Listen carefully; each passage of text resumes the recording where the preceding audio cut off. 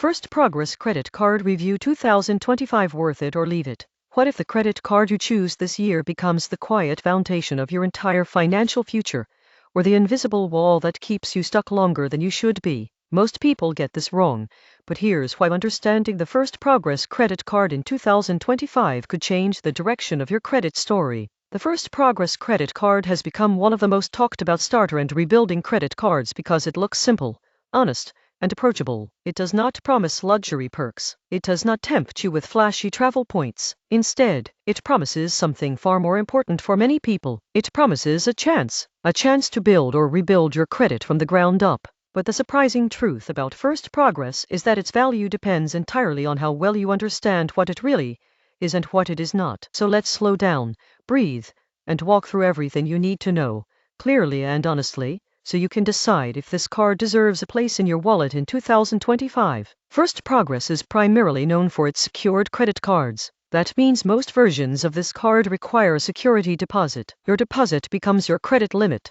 If you deposit $200, your limit is $200. If you deposit $500, your limit is $500. This design reduces risk for the lender and allows them to approve people with very limited or damaged credit histories. Unlike many unsecured cards in the rebuilding category, First Progress does not rely heavily on hidden fees. This is one of the reasons it is often recommended by credit counselors. Its structure is simpler and more predictable. In 2025, First Progress offers a few different secured card versions, but the general structure is the same. You send in your deposit, you receive your card, you use it responsibly. Your activity is reported to all three major credit bureaus. Over time, your credit profile improves. Now here is where most people misunderstand secured cards. They think sending in a deposit is a bad thing, but the surprising truth is that your deposit is still your money. It is not a fee. It is simply held by the issuer as collateral. When you close the account in good standing, that money comes back to you.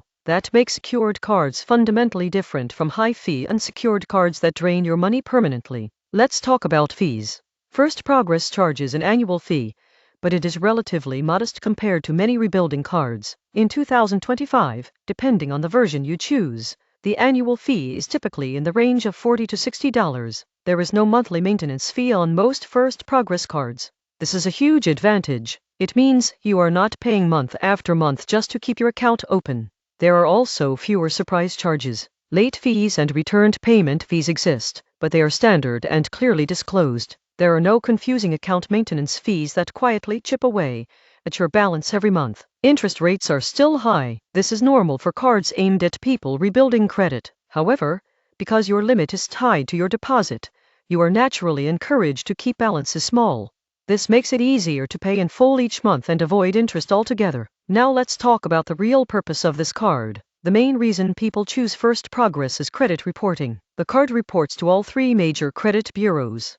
That means every payment you make on time helps build a positive payment history. Over time, this history becomes the foundation of your credit score. Here is where you won't believe what happens next. Many users see meaningful credit improvements within just a few months. 6 months of on-time payments can already begin to change how lenders see you. 12 months can move you from risky to acceptable. 18 months can open doors to traditional unsecured cards, auto loans, and even personal loans with better terms. Let's walk through a realistic example. Imagine a man named Daniel. Daniel had a credit score around 500 after a series of missed payments and medical collections. He could not qualify for traditional cards. He'd opened a First Progress secured card with a $300 deposit. He used the card only for his gas and paid it in full every month. After 6 months, his score rose by over 60 points. After 1 year, he was approved for an unsecured card from a major bank. He then closed his First Progress card and got his deposit back. For Daniel, this card was not an expense. It was an investment. Now imagine another person named Tina. Tina opened the same card. She maxed it out. She paid late. She carried balances. Her score barely moved. Even though First Progress gave her the opportunity, her habits held her back. This highlights the central truth. The card does not fix your credit.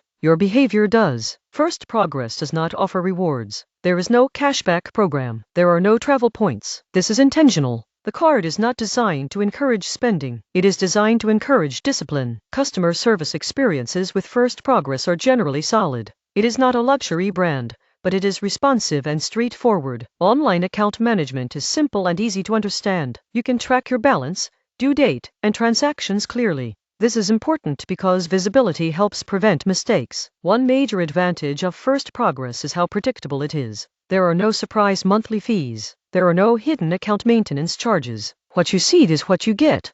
For someone who is already financially stressed, this simplicity can be very comforting. Now let's answer the main question. Is First Progress worth it in 2025? For most people who are new to credit or rebuilding, the answer is yes. It is one of the safer, cheaper, and more transparent ways to rebuild credit. It is especially valuable for people who can afford a modest deposit and want a tool that does not quietly drain their money over time. It is not ideal for people who cannot afford to tie up a deposit, and it is not meant to be your long-term everyday spending card. It is meant to be a training tool, a bridge to better products. Here is a smart way to use First Progress. Decide your deposit amount carefully.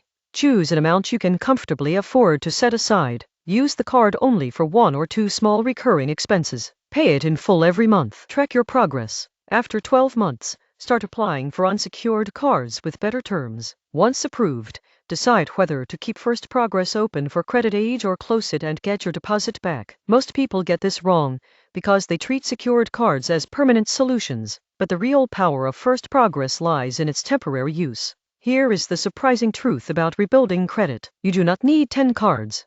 You need 1 card used perfectly. First Progress can be that 1 card. So should you choose First Progress or leave it? If you are serious about improving your credit, want a predictable, low-fee tool, and can afford a small deposit, First Progress is absolutely worth it in 2025. It gives you a clean slate and a clear path forward. If you are looking for rewards, luxury perks, or long-term value, this is not your card. Your credit future is shaped by what you do consistently, not what you do occasionally. First Progress gives you the platform. You bring the discipline. And remember this, every month you pay on time, you are quietly rewriting your financial story, one good habit at a time. If this review helped you understand the First Progress credit card more clearly, make sure to stay connected for more honest financial guidance that helps you make smarter choices. Your next decision could be the one that changes everything. Thanks for listening, and keep building your future one smart step at a time.